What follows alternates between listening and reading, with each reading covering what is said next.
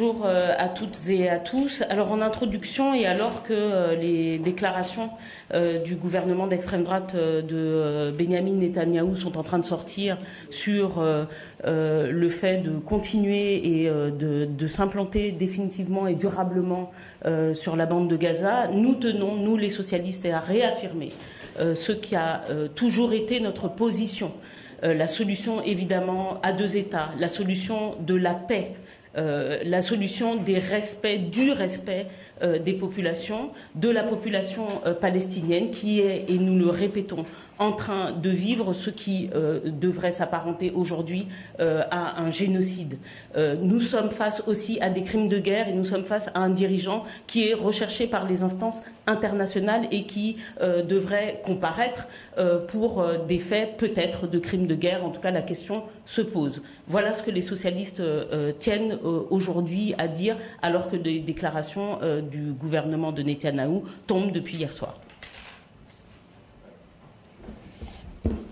Voilà. Et à côté de ça, on a aussi en France un gouvernement qui cherche toujours plus à séduire l'extrême droite. Je vais juste faire un petit point sur la circulaire, nouvelle circulaire Retailleau qui traduit son obsession éternelle pour essayer d'instrumentaliser la question des étrangers présents de longue date dans notre pays. Il avait déjà durci en janvier, je vous le rappelle, les conditions pour obtenir un titre de séjour, de façon contradictoire par ailleurs aux engagements qui avaient été pris par le gouvernement et notamment Gérald Darmanin, avec un non-sens absolu, puisque en fait on va avoir des métiers en tension qui ont de plus en plus de difficultés à recruter des étrangers présents en France qui travaillent dans ces métiers en tension et qui ne parviennent pas à trouver un travail, puisqu'ils n'ont pas le droit de trouver un travail. Et par ailleurs, rappeler aussi que ces régularisations sont à la fois bénéfiques à la fois pour les travailleurs eux-mêmes, les personnes étrangères en situation régulière en France, et puis par ailleurs évidemment pour l'économie plus largement et favorable aussi au respect du droit du travail, puisque ça évite les embauches en statut irrégulier. Maintenant, dire que sur la question des naturalisations, qu'est-ce qu'il nous met dans le texte? Déjà, il sort des chiffres de 290 000 demandes de naturalisation d'ici 2025. C'est profondément malhonnête, puisque ce chiffre, c'est l'accumulation des dossiers qui sont traités en retard par les administrations. Il suffit simplement d'être parlementaire sollicité pour appuyer des demandes qui restent pour certaines depuis 2, 3, 4, 5 ans en attente de réponse. Donc aujourd'hui, il y a 290 000 personnes qui sont en attente, mais ce n'est pas 290 000 demandes chaque année.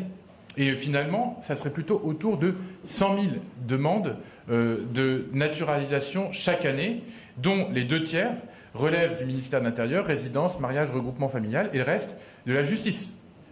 Filiation, droit du sol. Donc finalement, c'est entre chaque année 60 et 70 000 demandes qui débouchent sur l'acquisition de la nationalité.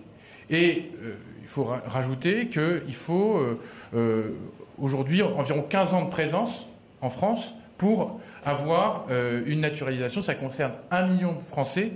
On est donc bien loin du grand remplacement. Et je le dis, l'immense majorité des demandes de naturalisation, c'est des gens qui sont installés avec souvent des enfants, avec souvent leur famille, qui parlent français couramment, qui sont profondément intégrés dans notre culture, qui ont des métiers utiles pour la société. Moi, je pense par exemple à cette personne qui a été AESH depuis 6 ans, qui est extrêmement diplômée et à qui on dit vous n'avez pas les ressources suffisantes. Ben oui, mais en fait, elle voudrait passer des concours de la fonction publique pour devenir prof d'art plastique. Enfin, je prends juste un exemple. Hein. Et qu'est-ce qu'on fait? Ben, on lui refuse sa naturalisation à cette personne, déjà aujourd'hui.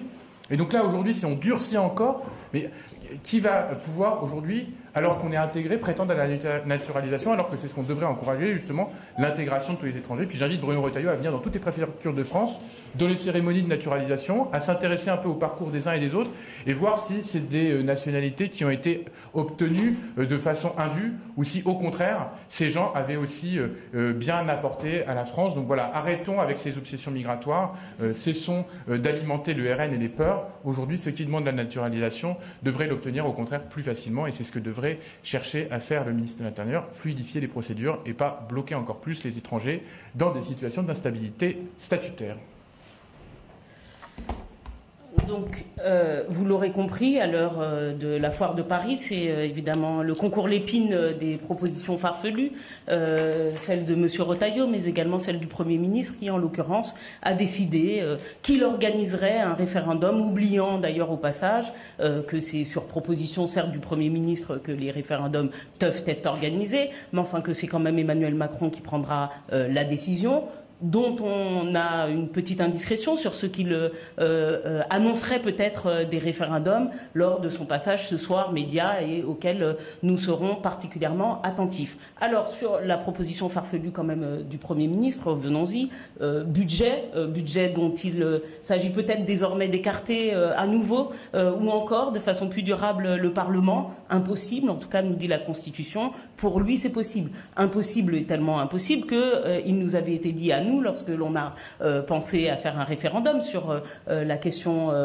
budgétaire et singulièrement de la taxation sur les hyperprofits, nous avons été retoqués parce que cette question relevait précisément du Parlement et qu'il convenait d'obtenir une majorité pour faire inscrire cette question. Bon, farfelu également, parce qu'il y a quand même des questions qui intéressent singulièrement les Français, et nous aimerions que M. Macron ce soir annonce éventuellement un référendum sur les retraites, éventuellement un référendum sur les salaires, éventuellement un référendum sur les moyens donnés notamment à la transition énergétique. Rappelons que la France a été condamnée quand même pour inaction en matière écologique. Bon, donc une nouvelle agitation, une de plus malheureusement, de ce ministre Bayrou qui ne sait plus quoi faire pour exister, qui veut faire le buzz avec ses propositions, qui rame, mais qui aujourd'hui ne trompe personne dans ce type de propositions qui vont alimenter certes les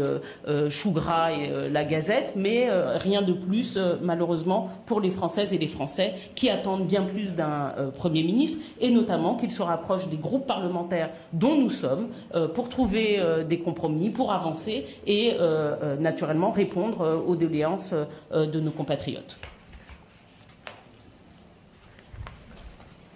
Bon, comme j'accueille tour à tour en fin de semaine et M. Retailleau et M. Bayrou dans ma circonscription, je sais sur quoi je vais pouvoir les interroger. Merci, chers collègues. Je vais, pour ma part, évoquer avec vous un texte d'une grande importance qui va être examiné à partir de ce soir, si on a un peu de chance, mais probablement plus dès demain dans l'hémicycle. Il s'agit de l'examen de la loi régulant l'installation des médecins dans les déserts médicaux. Son examen va reprendre son cours dès cette semaine. Et en effet, il y a une urgence à agir puisqu'il y a 8 millions de Français dans notre pays qui aujourd'hui sont démunis, qui se sentent abandonnés et qui peinent tout simplement à trouver un médecin généraliste ou un spécialiste pour se soigner. Nous entendons depuis quelques jours, quelques semaines, l'opposition d'un certain nombre de médecins libéraux, mais la lutte contre les déserts médicaux, c'est un combat vital pour une immense partie de nos territoires. C'est aussi une urgence et un défi pour demain, parce que, nous le savons, la baisse de la proportion de médecins par habitant, elle est réelle. Le nombre décroissant de généralistes, le vieillissement de la population risque d'aggraver fortement ce phénomène de désertification médicale au cours de la décennie à venir. Nous avons constaté également dans nos combats parlementaires qu'un certain nombre de mesures incitatives qui ont été prodiguées ces dernières années sont largement insuffisantes et nous avons donc le devoir de mettre sur la table la régulation de l'installation des médecins, non pas à la place de ces mesures incitatives, mais bien en complémentarité de celles-ci, parce qu'il faut mieux s'adapter à la réalité des territoires. Alors la proposition de loi transpartisane qui a été initiée par notre collègue socialiste Guillaume Garot, proposition de loi transpartisane dont l'article 1 a d'ailleurs été largement voté, adopté le 2 avril dernier dans l'hémicycle, elle pose un principe simple, celle pour les articles à venir de créer une autorisation d'installation des médecins délivrée par l'Agence régionale de santé, ça c'est ce que nous avons déjà voté, particulièrement dans les zones sous-dotées. Et nous souhaitons également qu'elle puisse se coupler à la suppression de la majoration des tarifs pour les patients dépourvus de médecins traitants, ça c'est l'article 2. Nous voulons aussi établir une première année d'études en santé dans chaque département, et également rétablir la permanence des soins dans l'ensemble des territoires.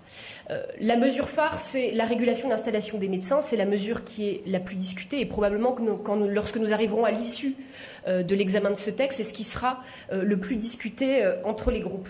En tout cas, pour vous dire les choses, nous savons que cette régulation, elle est déjà appliquée dans un certain nombre de professions de santé, que ce soit les kinésithérapeutes, les sages-femmes, les infirmiers, les pharmaciens, les dentistes depuis cette année.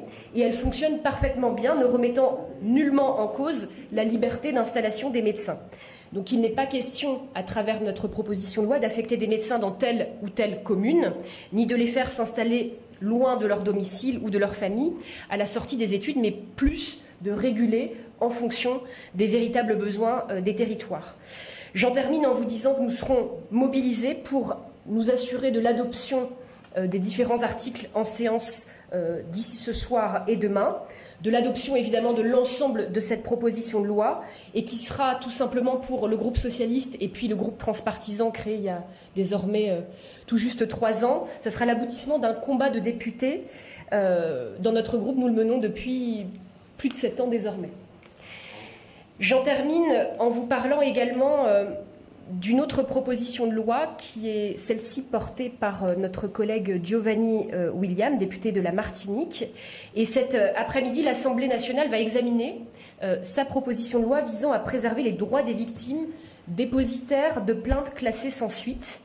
Et cette proposition de loi avait été adoptée en commission la semaine dernière. Il faut savoir que chaque année dans notre pays, 3 millions de plaintes sont déposées et environ 650 000 d'entre elles sont classées sans suite. Les causes peuvent être multiples, d'ordre administratif, parce que l'auteur n'a pas pu être identifié, l'infraction n'a pas été constituée. On a aussi parfois une insuffisance des charges, des preuves matérielles concernant l'auteur de l'infraction. Et nous nous plaçons du côté des victimes. Nous souhaitons que ce classement sans suite de leur plainte puisse trouver une issue, parce que quand cette plainte n'a pas d'issue, c'est évidemment vécu comme une grande injustice, comme un silence judiciaire qui constitue une double peine. Alors cette proposition de loi transpartisane, elle vise à 2 choses. Tout d'abord, s'assurer d'une compréhension effective du motif du classement retenu, et puis, d'autre part, permettre aux victimes de choisir un mode privilégié de communication pour être informées, que ce soit lettre simple, recommandée, convocation, téléphone, etc. Cette proposition de loi, elle est somme toute très concrète, mais je crois que c'est ce qu'attendent les Françaises et les Français, que nous soyons aussi, en tant que législateurs, concrets dans notre travail, et surtout permettre de rétablir un lien de confiance entre justice et citoyens. Je vous remercie. Des questions? Pas de questions? Sur les déserts médicaux, il y a une initiative parallèle ou rivale qui existe aussi au Sénat. Le gouvernement ne soutient pas la proposition de loi transpartisane, donc il va y avoir une bataille pour faire avancer le calendrier parlementaire autour de cette loi. Est-ce que vous avez déjà réfléchi en cas d'adoption à la rentrée, ou est-ce que vous pourriez l'inscrire au Sénat? Est-ce que vous avez des contacts avec les groupes plutôt de gauche au Sénat qui pourraient l'inscrire dans une niche? Je crois que d'ici le mois de juin, c'est pas possible, mais peut-être à la rentrée. Alors, sur le dialogue en cours, 2 choses. Tout d'abord, ce groupe transpartisan dont nous parlons, vous avez plus de 90 membres dans ce groupe transpartisan qui va de LR à la France Insoumise. Nous sommes bien sûr en première ligne du dialogue avec le gouvernement pour discuter de la loi de Guillaume Garot contre les déserts médicaux. Ça, c'est un premier point. Donc les sénateurs n'ont pas l'exclusivité du dialogue avec le gouvernement. Et puis d'autre part, effectivement, vous avez raison, il y a un certain nombre de groupes au Sénat, en particulier le groupe socialiste, qui discutent ardemment avec les députés pour trouver la meilleure fenêtre possible pour que cette loi puisse être inscrite. Mais vraiment, je me permets d'insister, la première bataille, elle a d'abord lieu cette semaine à l'Assemblée nationale, et c'est là que nous concentrons nos efforts dans un premier temps. Et quand cette première bataille sera acquise, évidemment, nous nous donnerons tous les moyens de réussir l'adoption de cette loi, y compris au Sénat. Merci. Merci à vous.